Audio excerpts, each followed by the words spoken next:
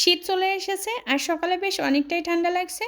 আর ঠান্ডার ভিতরে বসে বসে রুটি পরোটা বানাতে একদমই ভালো লাগছে না। এই জন্য সকাল সকাল খুব সহজে একটা নাস্তা তৈরি করে নিলাম। সো আসসালামু আলাইকুম এভরিওয়ান, কেমন আছেন সবাই? তো চলুন আজ আপনাদেরকে সকালের নাস্তার জন্য খুব সহজে একটা হেলদি নাস্তা তৈরি করে দেখাই। তো তার জন্য মিক্সিং বলে 1 কাপ ময়দা নিয়ে নিয়েছি আর এর ভিতরে সামান্য লবণ দিয়ে মিশিয়ে নিয়েছি। এরপর এই যে অল্প অল্প করে দুধ দিয়ে একটা ব্যাটার তৈরি করে নিতে হবে। আর এখানে আমার দুধ লেগেছে 1 কাপ এবং 1 টেবিল চামচ। আপনাদের ক্ষেত্রে কম বেশি লাগতে পারে, আর আপনারা দুধ দিতে না চাইলে পানি দিয়েও বানাতে পারেন।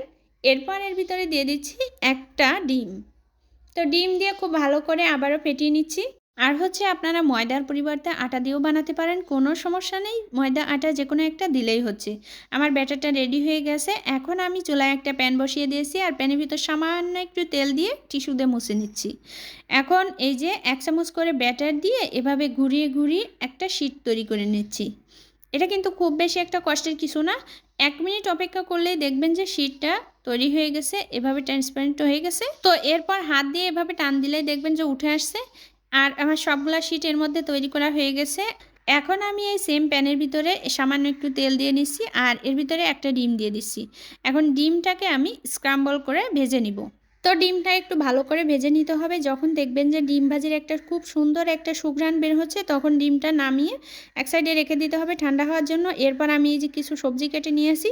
তো সবজির ভিতরে আমি এখানে আমার হাতের কাছে থাকা টমেটো নিয়েছি আর নিয়েছি শসা আর দিয়েছি সেদ্ধ আলু একটু কুচি করে।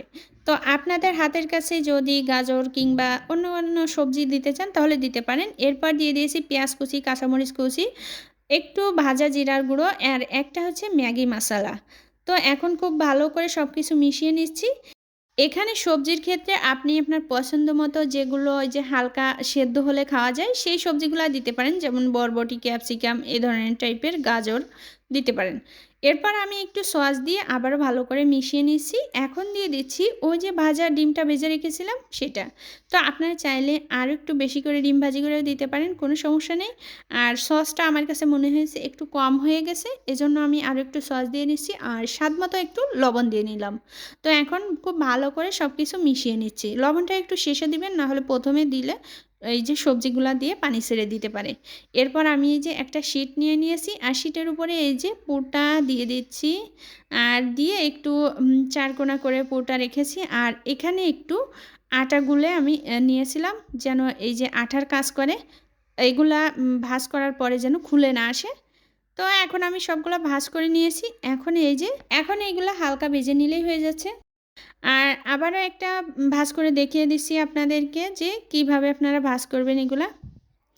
তো তেমন কোনো বিষয়ই না, এই যে যেভাবে আমরা মুংলাইটা ভাঁজ করে থাকি ঠিক সেমভাবেই ভাঁজ করতে হবে। এরপর এই যে প্যানের ভিতরে সামান্য তেল দিয়ে ব্রাশ করে নিয়েছি আর নাস্তাগুলা দিয়ে দিচ্ছি। এখন নাস্তাটা একটু উল্টে পাল্টে ভালো করে ভেজে নিতে হবে।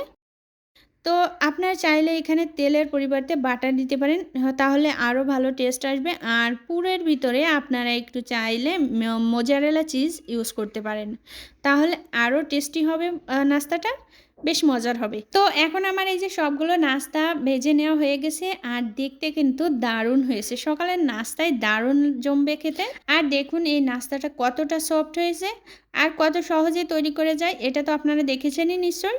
আল্লাহ হাফেজ।